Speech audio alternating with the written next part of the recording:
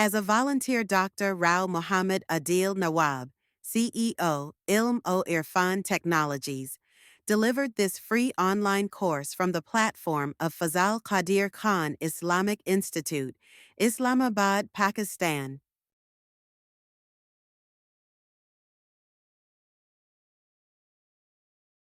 Let's move to the third part of the lecture, role of prompt engineering in careers. Importance of prompt engineering across industries. आपसे humble question है कि मुख्तलिफ industries में जो prompt engineering है इसकी अहमियत क्यों बढ़ती जा रही है। प्रॉम्प्ट इंजीनियरिंग के अंदर ये पोटेंशियल है कि ये ना सिर्फ एलएलएम्स और जनरेटिव एआई मॉडल्स का जो इंटरेक्शन है उसको रेवोल्यूशनलाइज कर सकती है, बल्कि ये आपको हेल्प कर सकती है कि आप इन मॉडल्स को गाइड करें ताकि आपकी डिजायर्ड आउटपुट आपको जल्दी से मिल जाए। इसके साथ साथ ये पॉइंट इंपॉर्टेंट है कि जो एलएलएम्स हैं और जनरेटिव एआई मॉडल्स हैं ये मुख्तलिफ डाइवर्स एप्लीकेशंस में इंटीग्रेट हो रहे हैं। फॉर एग्जांपल, माइक्रोसॉफ्ट ने को पायलट को इंटीग्रेट किया है माइक्रोसॉफ्ट ऑफिस में।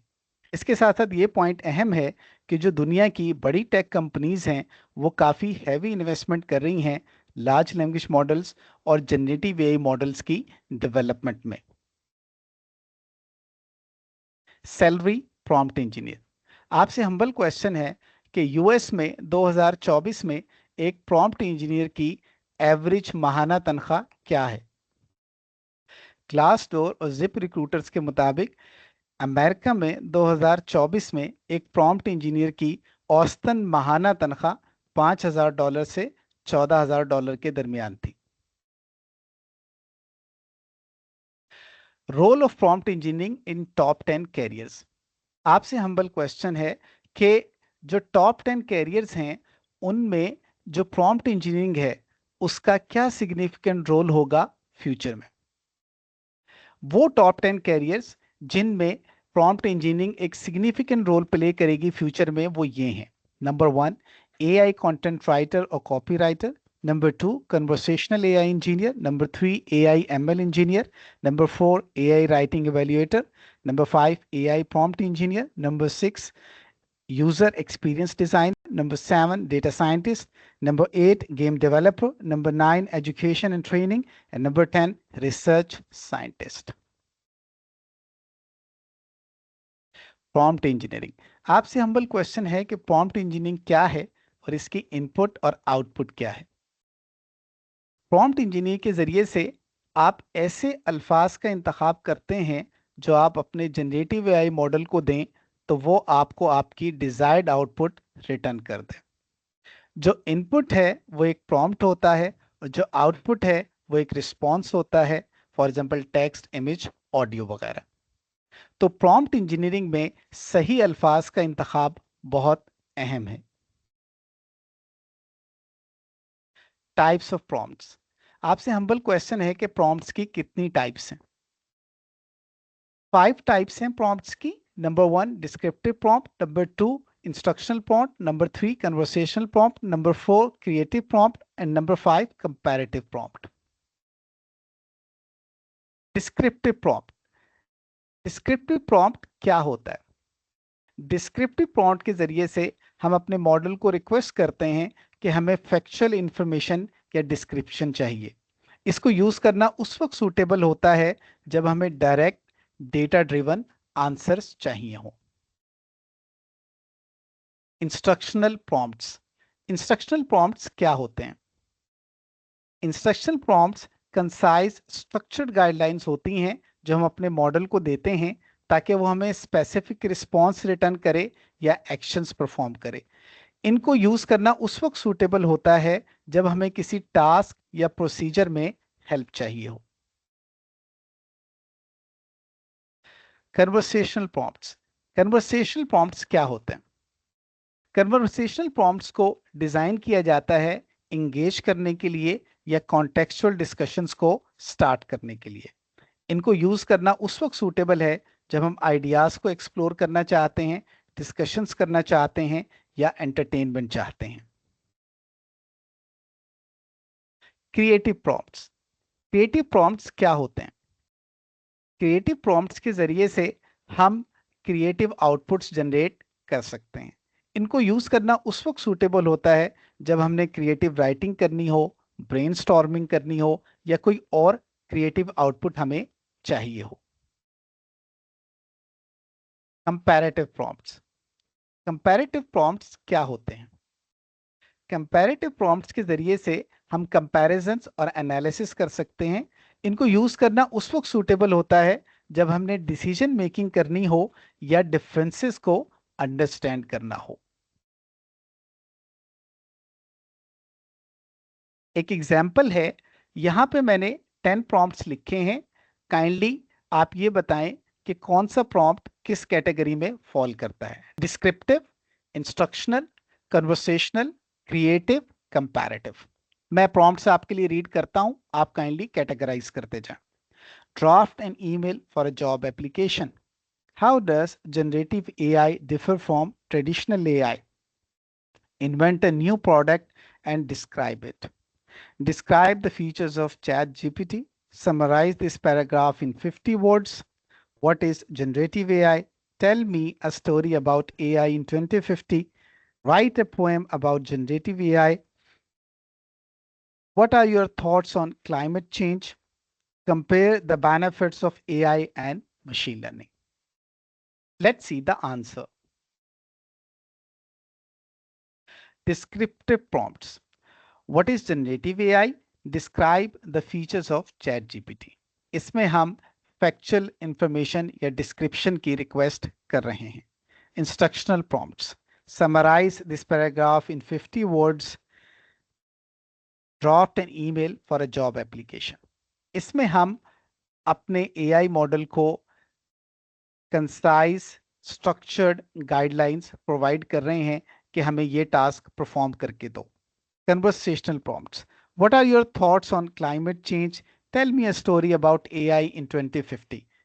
इन prompts में आप एक डिस्कशन स्टार्ट करने जा रहे हैं। Creative prompts. Write a poem about generative AI, invent a new product and describe it. आप देख सकते हैं कि हम यहाँ पे पोइम क्रिएट कर रहे हैं या एक प्रोडक्ट क्रिएट कर रहे हैं, तो एक क्रिएटिव टास्क परफॉर्म हो रही है। Comparative prompts. Compare the benefits of AI and machine learning. How does generative AI differ from traditional AI? यहाँ पे हम कंपैरिजन कर रहे हैं और एनालिसिस कर रहे हैं, तो ये हमारे कंपैरेटिव प्रॉम्प्ट्स हैं। आई होप कि इन एग्जाम्पल से आपको इन प्रॉम्प्ट्स के डिफरेंस क्लियर हो गए होंगे। यहाँ पे एक और इम्पॉर्टेंट पॉइंट है कि प्रॉम्प्ट इंजीनियरिंग में 5 बड़े चैलेंज हैं। उनको मैं वन बाय वन यहाँ प्रेजेंट करूंगा और उनको अंडरस्टैंड करना बहुत ज़रूरी है अगर हम सिंपल, फास्ट और एक्यूरेट प्रॉम्प्ट्स लिखना चाहते हैं। Challenge 1, ambiguity. Prompt, tell me about generative AI. इस प्रॉम्प्ट में क्या एम्बिग्विटी है और एक पॉसिबल रिफाइंड प्रॉम्प्ट क्या हो सकता है? इस प्रॉम्प्ट में ये एम्बिग्विटी है कि हम स्पेसिफिकली नहीं बता रहे कि हम जनरेटिव एआई के किस एस्पेक्ट के बारे में जानना चाह रहे हैं और किस डोमेन से है वो। टिप ये है कि आप हमेशा स्पेसिफिक लैंग्वेज और एग्जाम्पल्स को यूज करें। एक पॉसिबल रिफाइंड प्रॉम्प्ट ये हो सकता है, what are the core concepts of generative AI in health care. अब देखें कि मैंने बहुत स्पेसिफिकली कहा है कि मुझे कोर कॉन्सेप्ट जानने हैं जनरेटिव एआई के और हेल्थ केयर के बारे में जानने हैं। Challenge 2, overloading. Prompt, summarize and analyze this text. Kindly बताइएगा ये प्रॉम्प्ट ओवरलोडेड कैसे है और एक पॉसिबल रिफाइंड प्रॉम्प्ट क्या हो सकता है। इस प्रॉम्प्ट में हमने 2 टास्क एक साथ बता दिए हैं, समराइज करना और एनालाइज करना। टिप ये है कि आप अपने सवालों को छोटे छोटे पार्ट्स में ब्रेक करें। एक पॉसिबल रिफाइंड प्रॉम्प्ट ये हो सकता है, summarize the text full stop, analyze the themes in the summary full stop.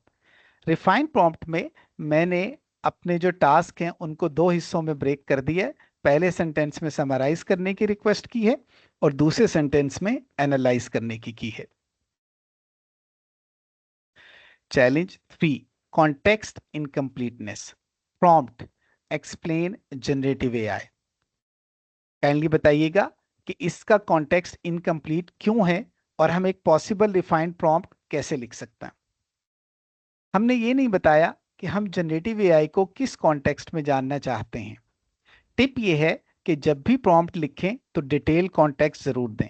एक पॉसिबल डिफाइंड प्रॉम्प्ट ये हो सकता है, explain generative AI in the context of facial recognition. अब जो आंसर होगा वो एक्यूरेट भी होगा और रेलेवेंट भी होगा। Challenge 4, lengthy prompts. Prompt, can you please explain the entire process of chat GPT text generation. Kindly बताएं कि इस लेंथी प्रॉम्प्ट को हम कॉन्साइज और शॉर्ट कैसे कर सकते हैं। टिप ये है कि आप कॉन्साइज रहें और क्लैरिटी को मेंटेन रखें। एक पॉसिबल डिफाइंड प्रॉम्प्ट ये हो सकता है, how does chat GPT generates text.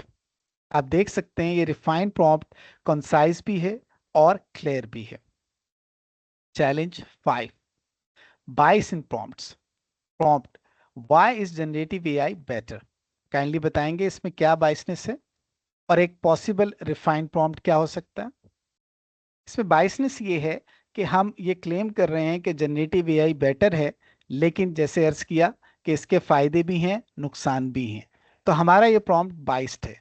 Tip ये है कि आप नेचुरल फ्रेजिंग को यूज करें, यानी नेचुरल फ्लो में जैसे एक ह्यूमन लिखता है उसी तरह से लिखने की कोशिश करें। एक पॉसिबल डिफाइंड प्रॉम्प्ट ये हो सकता है कि what are the advantages and disadvantages of generative AI. इस प्रॉम्प्ट में बाइसनेस नहीं है, क्योंकि हम जनरेटिव एआई के एडवांटेजेस और डिसएडवांटेजेस दोनों की बात कर रहे हैं। एक इंपॉर्टेंट टिप है, अगर आप एक प्रॉम्प्ट लिखते हैं और आपको अपनी डिजायर्ड आउटपुट नहीं मिलती, तो आप आइटरेटिव प्रॉम्प्ट डिजाइन को यूज करते हुए अपने प्रॉम्प्ट को रिफाइन करें। और ये जो मैंने अभी चैलेंजेस और डिफरेंट टाइप्स ऑफ प्रॉम्प्ट्स को यूज करने के बारे में टिप्स दी हैं, इनको यूज करें।